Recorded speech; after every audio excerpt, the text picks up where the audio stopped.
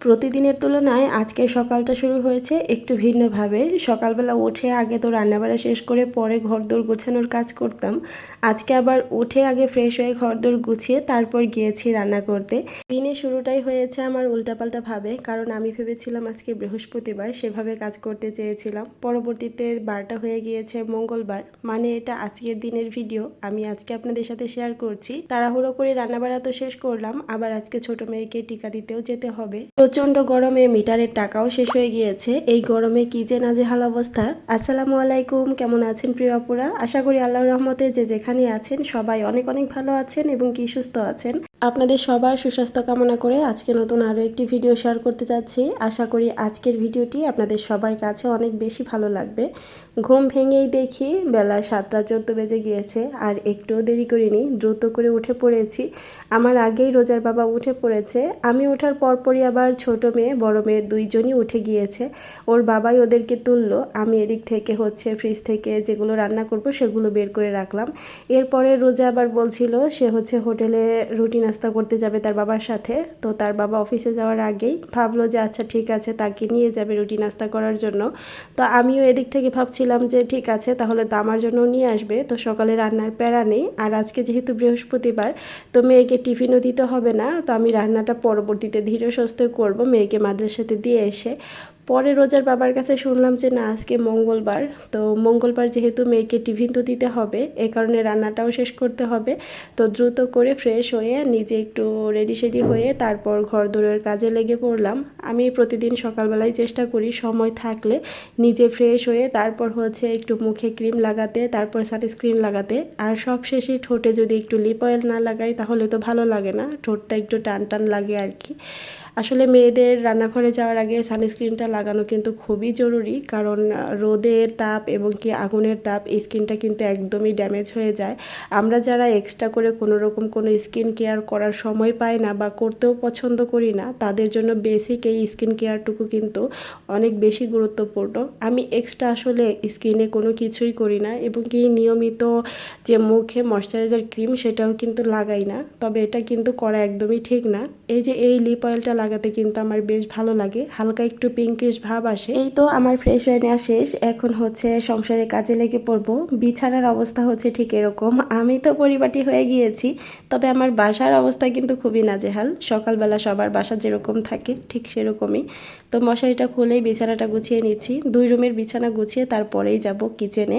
তারপরে রান্নাবাড়া শেষ করে পুরো বাসাটা ঝাড়ু দিয়ে ফেলবো আর কি। আর আজকে ভেবেছি কোনো রকম কোনো কাপড় ধোবো না, প্রতিদিনই আসলে কাপড় ধুতে হয়, এটা যে কী পরিমাণ কষ্টের এটা আসলে বোঝানোর মতো না। আমার হাতে পুড়ে গিয়েছে, ডান হাতে কয়েকদিন আগেই। আর সব সময় পানি ধরার কারণে হাতের ওই পোড়া জায়গাটা এখনও ঠিক হচ্ছে না, প্রচণ্ড পরিমাণে ব্যথা করে। তো ভাবছি যে আজকে কাপড় ধোয়াটা একটু গ্যাপ দিব আর কি। আসলে আমরা যারা একা সংসার সামলাই, আমাদের সংসারের প্রতিটা কাজই যে কতটা কষ্টে করতে হয়, বিশেষ করে বাচ্চা কাচ্চা সামলে, আর বাচ্চা কাচ্চার ঘর বিধায় কিন্তু কাপড়টাও অনেক বেশি হয়। আচ্ছা, আমাদের রোজা হেয়ার অয়েল সম্পর্কে কিছু কথা বলি। যেসব আপুরা চুলের সমস্যায় ভুগছেন তাদেরকে বলবো এদিক ওদিক না তাকিয়ে আমাদের রোজা হেয়ার অয়েলটা একবার হলেও ব্যবহার করে দেখেন। আমি নিজের হাতে প্রাকৃতিক 35টি উপাদান দিয়ে এই তেলটি তৈরি করে থাকি। আমি এতটুকু গ্যারান্টির সাথে বলতে পারি, আমাদের এই রোজা হেয়ার অয়েল যারা একবার ব্যবহার করেছে তারা আমাদের রেগুলার কাস্টমার আলহামদুলিল্লাহ। আমাদের তেল আপনাদের চুল পড়া বন্ধ করবে, নতুন চুল গজাবে, চুল অনেক দ্রুত লম্বা করবে, চুলের খুশকি দূর করবে, সেই সাথে চুল অনেক বেশি সফট শাইনি সিল্কি হবে। আমাদের এই তেলটা কিন্তু 2 বছর প্লাস বেবি থেকে শুরু করে যে কোনো বয়সী ছেলে মেয়ে সবাই ব্যবহার করতে পারবে। স্ক্রিনে আমি ইমো হোয়াটসঅ্যাপ নাম্বার দিয়ে দিয়েছি, সেখানে অ্যাড হয়েও কিন্তু অর্ডারটি কনফার্ম করতে পারেন। এছাড়া কিন্তু স্ক্রিনে আমি আমাদের ফেসবুক পেজেও দেখিয়ে দিয়েছি, আমাদের ফেসবুক পেজের নাম রোজা রকমারি, আমি কমেন্ট বক্সে লিঙ্কটা দিয়ে দিব। তো যারা আমাদের পেজ ভিজিট করতে চান তারা তো অনেক অনেক রিভিউ দেখে চেক করে তারপরে কিন্তু অর্ডারটি কনফার্ম করতে পারবেন। আমি আসলে ব্যস্ততার কারণে সবসময় পেজে ছবি ভিডিও এগুলো শেয়ার করতে পারি না, তবে মাঝে মাঝেই কিন্তু আমি রিভিউগুলো এখানে শেয়ার করি এবং কি আপডেটটাও শেয়ার করি। ও হ্যাঁ, আমাদের পেজ থেকে কিন্তু 2টা তেলের বোতল বা 2টার বেশি একসাথে নিলে আপনারা একটা বিশেষ ডিসকাউন্টও কিন্তু পেয়ে যাবেন। তো আপনারা আশা করি এই ডিসকাউন্টটা মিস করবেন না। আর আমাদের তেলের গুণগত মান সম্পর্কে আসলে বেশি কিছু বলার প্রয়োজন নেই, যারা আমাদের রিপিট কাস্টমার তারাই কিন্তু বলে, প্রতিনিয়ত এত বেশি প্রশংসা করে, এত বেশি খুশি হয় আমাদের তেল ইউজ করে, যেটা ফোন দিয়ে প্রতিনিয়তই আমাকে বলে। আমি ইমো হোয়াটসঅ্যাপ নাম্বার দিয়ে দেওয়ার কারণে কারণে আমাদের বেশিরভাগ রিভিউ কিন্তু আপুদের সাথে সরাসরি কথোপকথনের মাধ্যমে হয়, যেগুলো আসলে কোনোভাবেই আপনাদের সাথে শেয়ার করা সম্ভব না। তবে যেগুলো মেসেজের মাধ্যমে পাই সেগুলো অবশ্যই আপনাদের সাথে শেয়ার করার চেষ্টা করি। এই যে বাবা মেয়ে নাস্তা করে আসার পর কিন্তু আমার জন্য রুটি নিয়ে এসেছিল, সেটা আমি খেয়ে নিচ্ছি। আর সুভানা বাবু কিন্তু আমাদের সাথে আমাদের রেগুলার সব খাবারই খায়। তবে এই যে হোটেল থেকে আনা ডাল ভাজি এগুলো কিন্তু খেতে পারবে না, এগুলো বেশি ঝাল। তবে আমি বাসায় রেগুলার যে রান্নাবাড়া করি সব তরকারি সব ধরনের ভাজি সবই কিন্তু সুভানা বাবু খেতে পারে। আমি আসলে রোজাকে পেলে অনেক বড় শিক্ষা পেয়েছি। সব কিছু ওর জন্য আলাদা আলাদা রান্না করতাম, আর রোজা কিন্তু খাবার দাবার নিয়ে অনেক বেশি জ্বালাতন করতো, এবং কি এখন পর্যন্ত ওকে খাইয়ে দিতে হয়, এবং কি খাওয়া নিয়ে অনেক বেশি কষ্ট দেয় আমাকে। তবে সেই দিক থেকে সুভানা বাবু কিন্তু অনেকটাই রিল্যাক্স ফিল করায় আমাকে, কারণ ও রেগুলার রান্নাবাড়া সব তরকারি কিন্তু খায়, এবং কি খুব বেশি একটা ঝামেলা করে না। আসলে অনেকেই বলে বড় বাচ্চাদের তুলনায় ছোট বাচ্চারা একটু অন্যরকম হয়, আসলে কারোর সাথে কারোর মিল থাকে না। আমি আমার দুইটা বেবির ক্ষেত্রেই দেখছি কারোর সাথেই কিন্তু কারোর মিল নেই, দুইজন পুরোই দুই রকম। তো যাই হোক, সবাই আমার বাবুদের জন্য মাশাআল্লাহ বলবেন। এদিক থেকে আমি শিং মাছ দিয়ে বেগুন দিয়ে রান্না করছিলাম, আর আজকে শিং মাছের ডিম ভাজি করব পেঁয়াজ দিয়ে। এই ডিম ভাজা যে কী পরিমাণ মজা, আপনারা যে কোনো মাছের ডিম দিয়েই করতে পারবেন। যারা করে খাননি এইভাবে একবার হলেও ট্রাই করে দেখবেন প্রিয় আপুরা, আশা করি আপনাদের অনেক ভালো লাগবে। যে কোনো মাছের ডিম দিয়েই কিন্তু এই রান্নাটা করা যায়, আর এটা পুরোটাই পেঁয়াজের উপরে করতে হয়। তেলের পরিমাণটা একটু বেশি দিবেন। আমি আজকে সরিষার তেল দিয়ে রান্না করছি। আপনারা তো জানেন আমি সরিষার তেল সয়াবিন তেল দুটোই খাই, যখন যেটা ভালো লাগে আর কি। তো তেলের মধ্যে পেঁয়াজটা ভেজে নিয়েছিলাম, আর অল্প একটু তেজপাতা, একটু দারুচিনি, একটু এলাচ, একটু লবঙ্গ দিয়েছিলাম যাতে করে ডিমের আষ্টে গন্ধটা না আসে। তারপর একটু লবণ, হলুদের গুঁড়ো, মরিচের গুঁড়ো, ধনিয়ার গুঁড়ো, ব্যাস এতটুকু দিয়ে মশলাটা খুবই ভালো করে কষিয়ে নিয়েছিলাম একটু পানি দিয়ে।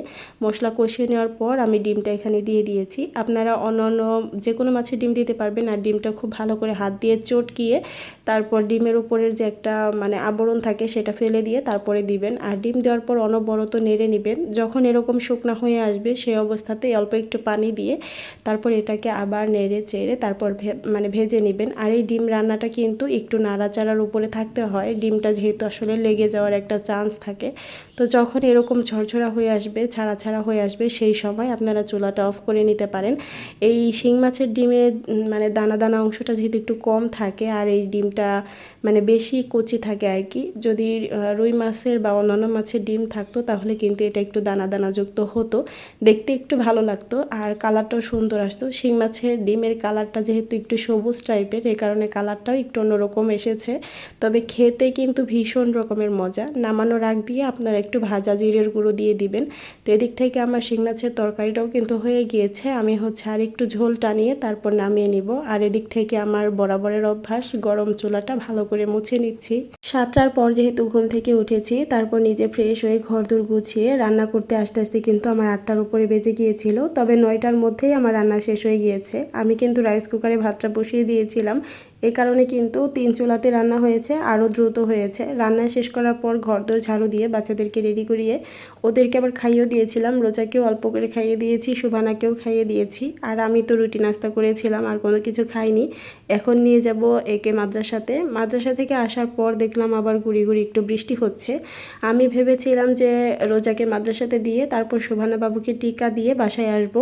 তবে টিকার ওখানে ফোন দিলাম, ওরা এখনও আসছে, রাস্তায় আছে। তো আমি আগে গিয়ে বসে থাকবো, এটা ভালো লাগছিল না, বিধায় আবার বাসায় চলে এসেছি।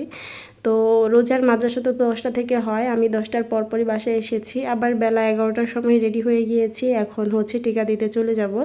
তো রোজাকে মাদ্রাসাতে দিয়ে বাসায় এসে দেখি কারেন্ট নেই, কেমনটা লাগে। পরবর্তীতে রোজার বাবাকে ফোন দিলাম, রোজার বাবা বলল মিটারের টাকা শেষ হয়ে যেতে পারে, তুমি বাহিরে গিয়ে একটু চেক করে দেখো।